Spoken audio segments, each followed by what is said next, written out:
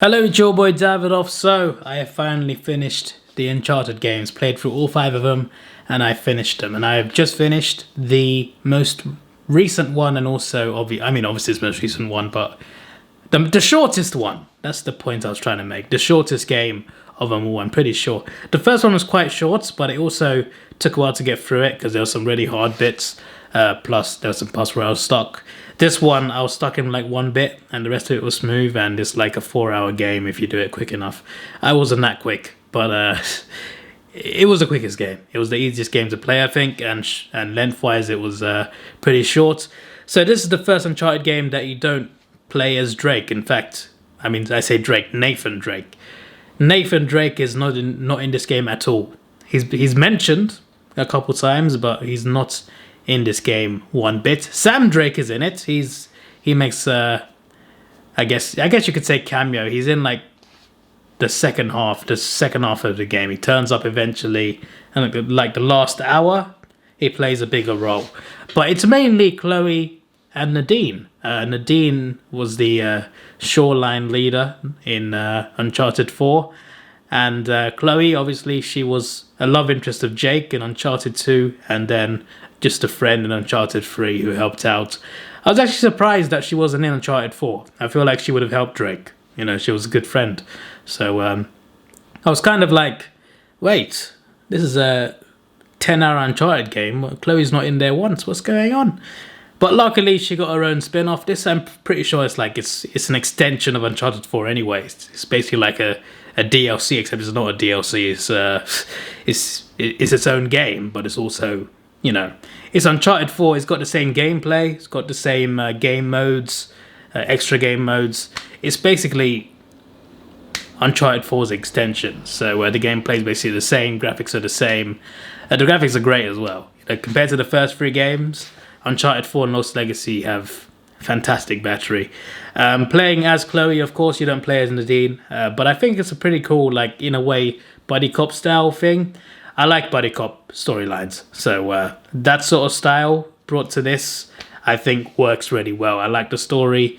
It was fast-paced. It felt like a movie. Not many puzzles, only about 3 of them. 3 big ones, anyway. The last one was a bit frustrating, but overall, the puzzles are not bad. So I didn't mind that. For me, the less puzzles, the better. I prefer the other parts of the game rather than the puzzle part. But yeah, all of these games, they did a good job of making it feel like a movie. So I really hope the actual movie is, is a home run, because they got potential with this franchise. But once again, not convinced Tom Holland could be a good Drake. But that's a different thing to this. This is about Chloe and Nadine. The dynamic between them was good. The chemistry, I guess you could say chemistry was good between them. I think these two characters, putting them together, it worked. Somehow, some way, it worked. Nadine, it felt like she was just thrown in there, but she was also very good in this, had some great character development compared to the previous game. Chloe as well, we all know Chloe, she's badass. She's been badass since she was introduced, so it's great that she got her own game. But yeah, Nadine as well, great character arc. There were some good scenes as well. Also, picking a lock in this was very annoying. Probably the most annoying part of this game. I really hated picking locks. It was not enjoyable, that's for sure. You gotta rotate around the analog stick as slow as you can, and when it vibrates, you gotta stick it there until it goes green, and you gotta do it 3 times. It's the most frustrating thing. I did not like it. Yeah, also they improved hints. Like when you get a hint, it tells you like where to go, what to do. Sometimes it doesn't really it's not really like clear cut what the hint is. But in this game, there's an arrow pointing at the hint. So I think that kind of helps. I like how they add these little features to the games to make it a little bit better, but also easier at the same time, to be fair. But yeah, there were some good scenes. The chase scene to the river near the start of the game was good. And I feel like the AI is more helpful in this game. The AI is more responsive. There's so many times in this franchise where the person you're with or the people you're with, their shooting's terrible, so you got to do all the killing yourself.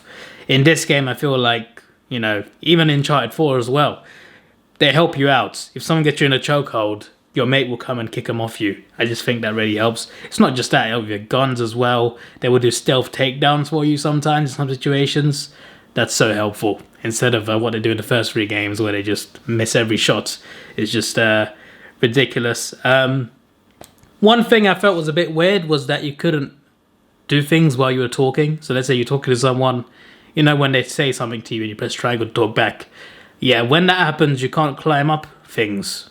I'm trying to get through the game and we can have this conversation while climbing, but they won't let me climb until they finish talking. I felt that was a bit annoying. Riding an elephant was cool, although I heard that's a bad thing in real life. I heard their backs aren't strong enough, but in the game it was it was quite nice and quite surprisingly dramatic as well. But yeah, also when you collect optional treasures, sometimes you get these treasures. You go in some corner and it'll be shining bright. You press triangle, you pick it up, collected treasure. No one ever notices that. No one ever acknowledges that. In this game, I noticed that someone actually acknowledged you collecting a little treasure. I'm just like, that's never been done before. I've been collecting treasures in all 5 games. Not once has the game told me it mattered. But now suddenly Nadine tells me, "Oh, you got that one, I see." I can't remember what she said, but I felt that was a good little detail to add in. The helicopter scene was crazy. Helicopter scene was unreal. And also, the final sequence on the train. One of the best sequences of the entire franchise. It was so good, entertaining. Had some similarities to the train scene from Uncharted 2. Very different, but still had some similarities when you got to climb up and around the train while chasing people down, and the people on the roof of the train, people on the sides. Apart from the helicopter that was in Uncharted 2, it felt quite similar at times. But yeah, this one was great. A great scene, an epic finale to an interesting game. And yeah, that's pretty much my thoughts. When you first load the game up, the loading times are a bit too slow. I play on the PS5 as well, so I'm used to an instant load time. Obviously, this is not a PS5 game, but you know, they can upgrade it. Like they upgraded God of War, for example, but they haven't. They haven't upgraded it to 60 FPS, anything like that. They've just, they just kept it the same. I feel like they could improve the loading times because when you first start the game, it takes so long. Apart from that, it's fine. Once you're into the game, everything loads. But at the start of the game, it goes 10%, 20%, and it just takes way too long. Anyway, yeah, and also usually you can select chapters to go back into. In this game you can select encounters, so you can go skip straight to the train scene or to the other boss fights. I think that was cool. The villains were interesting, unique villains, terrorists basically. Their goals of the treasure are a bit different, and in all 5 games there's a main treasure, and what happens to the treasure in this game is a little bit different to the rest of the games. We'll just put it that way, but yeah, good story, good characters. Chloe badass as always. The Dean, great character arc. Sam Drake, he played his part. But yeah, other characters as well. The villain was crazy, and the finale was epic. So yeah, that was brilliant. And yeah, that's it from me from this game. The next story games I want to play are, first of all, Assassin's Creed Valhalla has a new DLC coming, Paris DLC. I've done the Island one, so I'm looking forward to the next one. Apparently it's coming out next month. Aside from that, speaking of Assassin's Creed, I reviewed the original one, and I really enjoyed that. I have got every other Assassin's Creed game. I bought it on sale a few months ago.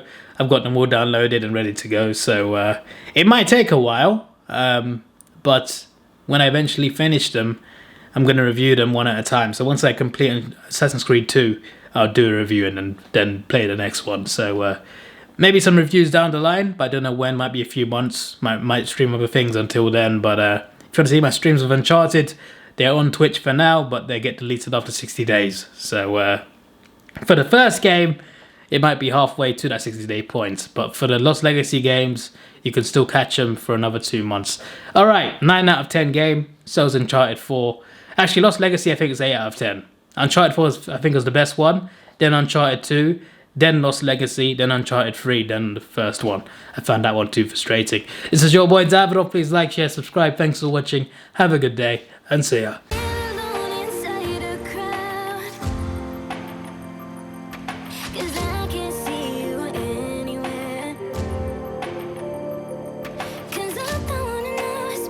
I should go